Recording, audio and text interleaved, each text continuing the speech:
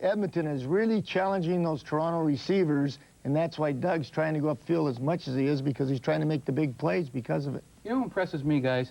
Bobby Gordon. I mean, everybody talks about Darren Flutie and Eddie Brown in that Edmonton offense, but to me, Gordon is the most reliable, and he doesn't get much publicity at all. He's been steady for a long time. Even when he was back in '92 when we were in Ottawa together, Bobby Gordon has always been steady. And I know that Bob hated getting rid of him for the quarterback that he So why did he get rid of him, which was then? Ken Austin. He had to trade him for Ken Austin. Oh, okay. We needed a quarterback. You'll always do that, Marty. But the one thing I always liked about Bobby Gordon, we converted him to a slot back, and I think he's an excellent slot back. And earlier in the year, they were using Bobby as a wideout, and I kept mentioning that, you know, I think he's better inside. And I think they feel that way now, because when Eddie came back, they put him out wide. And with Darren Flutie and Bobby Gordon inside, that's a good tandem. Yep. Well, I would have thought with the game just 2 points apart that Coach might have something to say about special teams heading into that fourth quarter. Thank Could God be a he kick didn't. here or there. Let's head back to Gordon Leaf now, guys.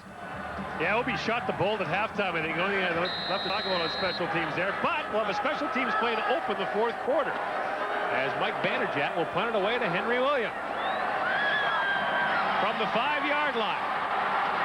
Donald Smith gets down there quickly, and the Argos burn once. They're certainly not taking any chances. Rookie helmet right off Gizmo there. And there's Paul Mazzotti. The last play of the third quarter sure looked like a catch, Lee. Well, what you have to determine is, did he have possession when he hit the ground, and then the ground can't cause a fumble?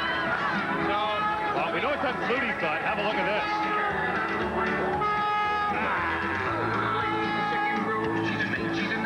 He did everything right, but in the mind of the official who was close by, he just felt like he didn't have possession when he hit the turf.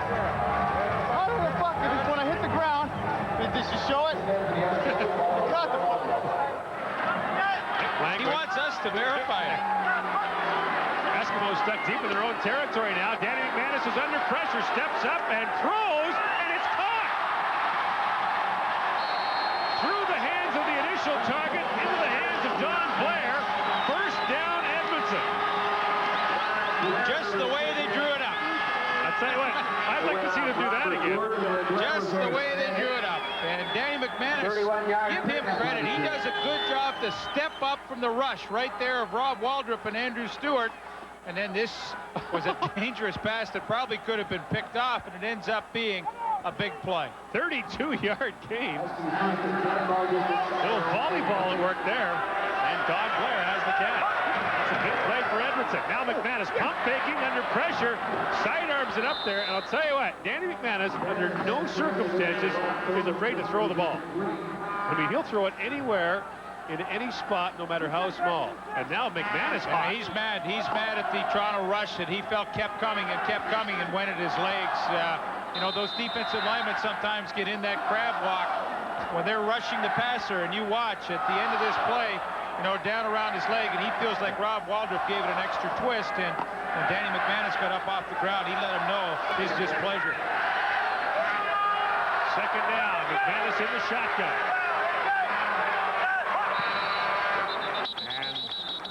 Play called before the ball was snapped. See, Waldrop and McManus are still talking about it. Violation. Edmonton number 14. Now it'll be 2nd and 15, and the conversation continues. Well, you know, it was pretty classy, and we couldn't see it because Dave Ewell made the call, but they continued their dialogue after the delay of game. And then, you know what? Waldrop said, look, I'm sorry, I didn't mean it. They just shook hands on the field. It's a couple of classy guys. Now he'll strap up his helmet and he'll try and do it again. Take his head off again. Sure. Absolutely. Sorry about that, by the way. Here I come again. Well, Dan, you see him still shaking that right knee a little bit. 2nd and 15. McManus over the middle. Bobby Gordon the catch and a first down.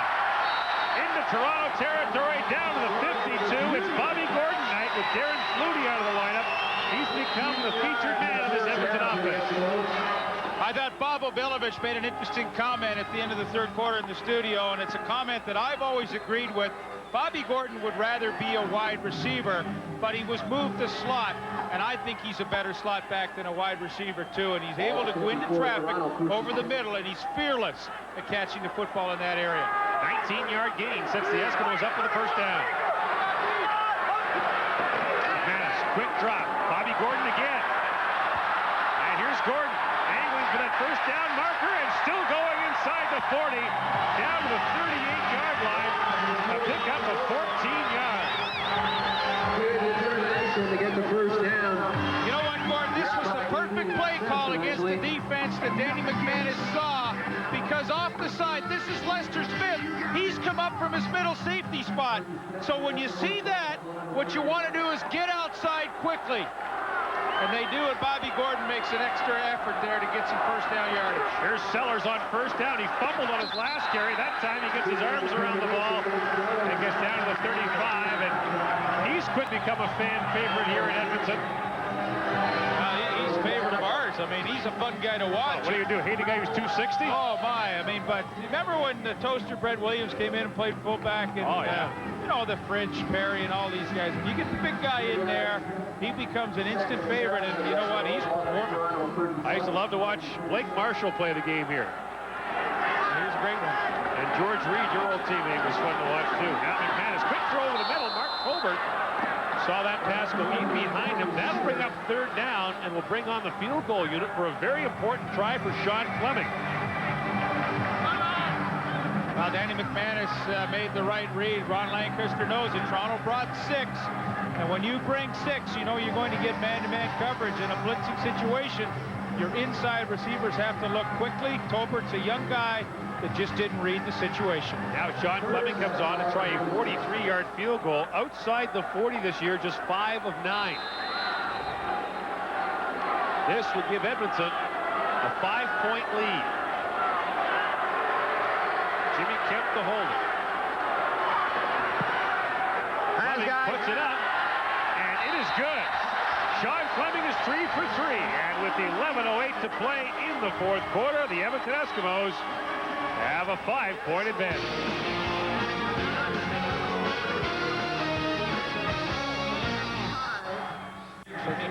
Numbers tell an interesting story, but there's 2 numbers here. The Eskimos have turned the ball over 3 times, and the Argos have only 3 points off those turnovers. Yeah, and I think time of possession is relatively close, and usually Toronto Argonauts dominate in that category, so it shows you the efficiency of which Edmonton's offense has played tonight. Sean Fleming to kick it off, sends it deep to Henry, to Mike Clemens, rather, back at the 15-yard line. And here comes the pinball. And he gets up to the 38-yard line before he is dropped to the play. And you talked about what happened earlier with Danny McManus and Rob Waldrop, and that's a nice thing to see. Well, this is kind of nice to see in light of what happened in that game in Winnipeg last night and how things got carried away. This was the hit that Danny McManus objected to, and probably rightfully so. I think he did. But Rob Waldrop felt, hey, I'm not that kind of player. And so a play or two later, on a delay of game, Rob Waldrop came over. He's right there, and he just said, hey, I didn't mean it. I'm not that kind of player. And they shook hands. And boy, in light of what happened last night, you have to appreciate that kind of sportsmanship. We're gonna win this one though, baby. First down, Toronto from the 38-yard line. Flutie's under pressure and gets it underneath to Daryl Mitchell, and Daryl Mitchell is just, and I mean just, tripped up by Melvin Hunter, or he might still be going. Daryl Mitchell's been the favorite receiver for Toronto tonight, and this year. Uncharacteristically so. You know, Toronto loves to play a possession type of passing game with Drummond and Clemens underneath and Mazzati underneath, and occasionally they like to use Daryl Mitchell as their home run threat, but they've gotten to him at least 8 times deep tonight, which is somewhat out of their normal rhythm. He enters this game as their leading receiver in terms of yardage, and 6 touchdown catches in his last 4 games. Second and short, Flutie under pressure, quick look, and Mitchell couldn't hang on as Flutie threaded the needle there to make that throw, but it'll be third down Toronto, and Flutie's really hot now as he makes his way to the sideline. And I think that was a busted play, because I'm not sure if Flutie was expecting to have to throw that football. Well, regardless of whether it was a busted play, he still put it on the money for Daryl Mitchell. And maybe he felt that Derek Beattie again got a hand in on Mitchell before the ball arrived. Well, Robert Kernahan, here's your chance. Gizmo's back again, facing Mike Vanderjagt. Could be the $1 million punt return here. $1 million shot right there. Robert sitting at home saying, just don't kick it away from you. You get home and there's 38 messages on your answering machine. It's a low returnable kick. from the 23. Flags are down. And so is Henry Williams up to the 27-yard line. And the stop is made quickly by Marcelo Simmons. Edmonton leads by 5 with 9.5 to play at Commonwealth Stadium.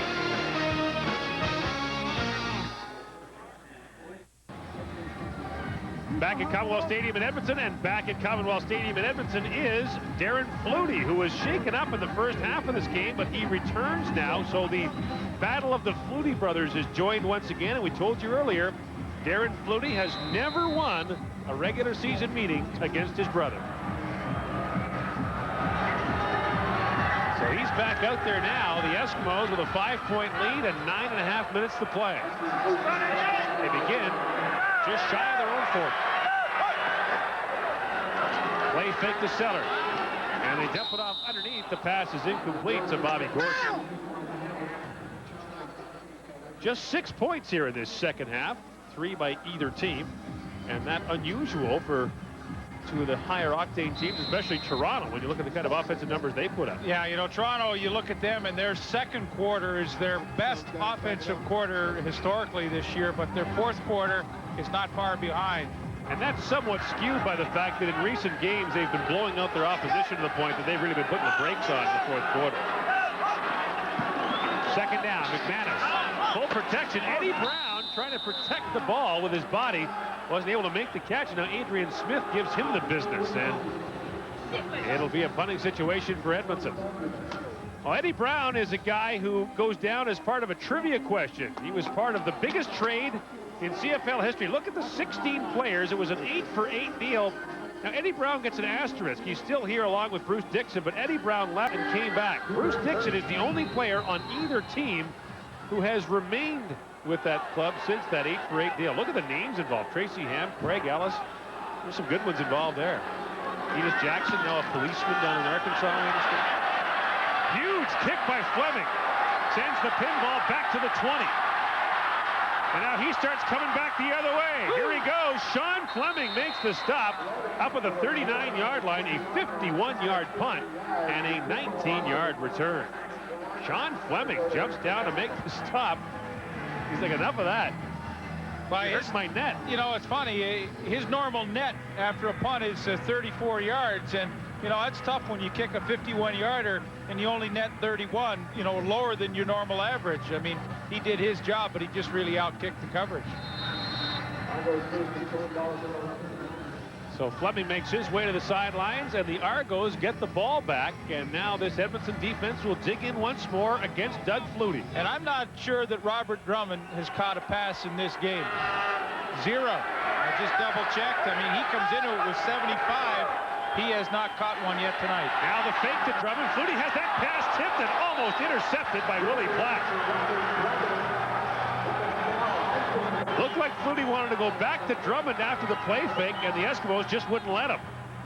Well, it was Mel Hunter coming off the corner that really makes the play, and you know, he's the one that gets his hands up. Here he is out in the corner, and watch it. He just doesn't. He just sits, and now he's thinking, well, I can help out here, and the hand goes up, and in fact, it was Leroy Blue, not Mel Hunter.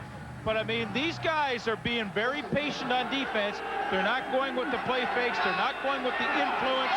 They're just staying at home and playing solid defense. Now Drummond lined up at wide receiver. Flutie slings it. Daryl Mitchell makes the catch. First down and then some. Here's Mitchell into the backfield. And Mitchell gone. Touchdown, Toronto. 71 yards, and the Argos lead.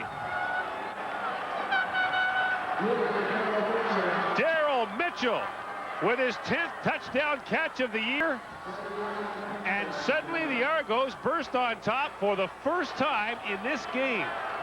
Well, and again, Doug Flutie really had to hold the ball longer. He wants to throw now, and then finally he's able to, and that's a good catch by Mitchell. He knows there's going to be some heavy traffic, but a nice move. He breaks the tackle of Derek Beatty. Davis Reed was the first man with a shot at him. And Daryl Mitchell makes them pay a 71-yard pass and run touchdown. And he now has 7 touchdown catches in his last 5 games. Wow, he's only 20 yards away from a 1,000-yard receiving season. And that's pretty impressive for a rookie. Mike Vanderjagt puts the point after up and good, and close to 40,000 fans here in Edmonton sit in stunned silence as the Argos lead by 2. Wincing on the sidelines is Darren Flutie back out of the lineup for the Edmonton Eskimos. You can see now they've got the ice bag on there trying to fix whatever is wrong with his ribcage area. And remember the game against Toronto at Skydome. Flutie went out early from that game as well. So he'll look on. And Eddie Brown, meantime, just before we went to break, makes an unbelievable catch for the first down. Well, when you're trailing and you get down to crunch time, look at Eddie Brown right here. This is a super, super catch. He knows he's going to get drilled, but, you know, at this stage of the game, you have to make the big plays. And, you know, it's Eddie Brown's credit. That was a super catch to keep this drive going. But I think it's going to be interesting to see what Danny McManus does on first down. I mean, the last 2 times he's had the football, he's run the ball on first down and put himself in a poor second down situation. So let's see if they change their strategy. Total yards are close. So is the score. And time winding down. The Eskimos first down from the 45.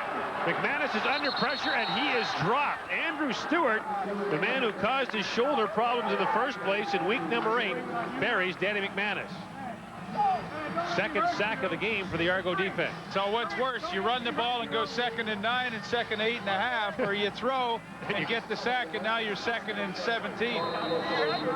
And without Darren Flutie, the man he would normally look to. You can see the frustration of Ronnie Lancaster on the sideline. Well, he's frustrated because up until then, you know, they really have done a pretty good job in protecting Danny McManus. 2nd and 17.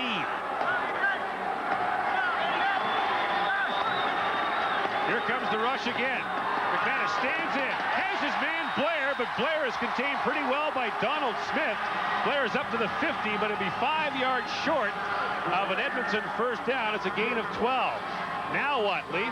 Well, I think, you know, he's going to send the punting team in, and I think that's the logical coaching decision. There's 2:06 to go, which is an eternity in the CFL, and I think you just have to hope that your defense can play and your kicker, Sean Fleming, can have a punt with really little or no return and hope your defense plays. And I really think this is a smart call. If you turn it over at this stage of the game, at this point of the field in your own territory, I mean, I think you've just kind of given up on the game.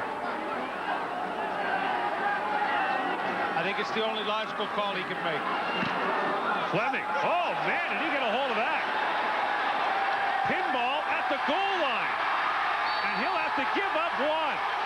Sean Fleming hammers that kick. But really, giving up the one doesn't affect Toronto at all. I mean, they get it out to the 35. They get field position. The 1 point means nothing. Sean Fleming, you see it. That's what he's saying. He didn't want the single. He wanted to pin them deep. He just happened to absolutely unload on that punt. And, you know, for Clemens, he knows, hey, give up the single. It doesn't matter. I'd rather have field position than be pinned deep in my own end. And the difference was inches. If Pinball catches it on the first try, he's down at the 1. As it is, it's a 60-yard punt. Well, it goes for 1. Anybody that knows the game knows what Sean Fleming wanted to do. He wanted it out inside the 20-yard line if he could, and he just happened to kick it too well. That's a real unfortunate play for him. And he catch hold of that. Now the Argos at their 35 lead by 1. 1:47 to play. Flutie up and throwing for Pinball, hammered by Kavis Reed. Mark it up as a gain of 2. And Pinball's got more welts than yards on that one. Well, again, good reaction to come up from Kavis Reed. You got 1:42 to go, and Toronto's 2nd and 6. So, I mean, this is where the defense, you know, what they're saying in the huddle. They're saying, hey, we've got to do it now. We can't allow Flutie to just start ticking time off that clock and chew it up and not allow our offense to have a chance to come back out. Clock running at 1.5 minutes.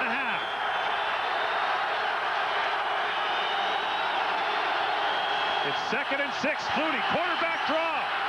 And he is stopped short. Flutie stopped at the 42-yard line. 1:20 to go, and Edmonton will get the ball back. Leroy Blue leads the Edmonton defense. And this is a design counter counter, but this is Leroy Blue coming here. Flutie wants to run the counter right here, but he reads it and has the speed to come back and make the play. Here's Flutie cutting up. Blue fights off the block and makes the play. So the defense has done their job, and it's all they can do now is to sit back and hope Williams can get a good return, and somehow Danny McManus can get them down in field goal range. Now the Eskimos send Don Blair back with Henry Williams.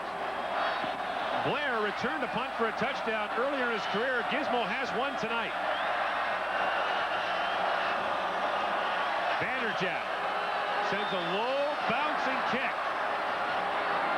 down to the 25. The Argos will get inside the area, I think, and just try to limit the return. Gizmo goes up the sidelines, but he's pushed out of bounds up at the 30. And there's a flag down on the play. It's no yards against Toronto. I think they got George Namako. I mean, Henry Williams pretty cagey about this. It'll be the 5-yard, no yards variety.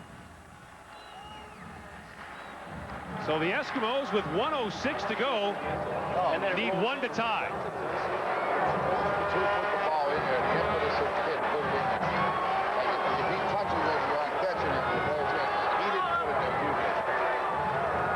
Talking about that last punt. They're talking about the last punt. Did Clemens touch it out in the field of play before it went into the end zone? And I don't think he did. I mean, that was a legitimate signal.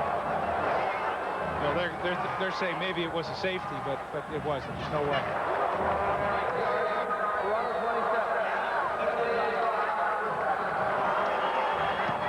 Edmonton takes the return by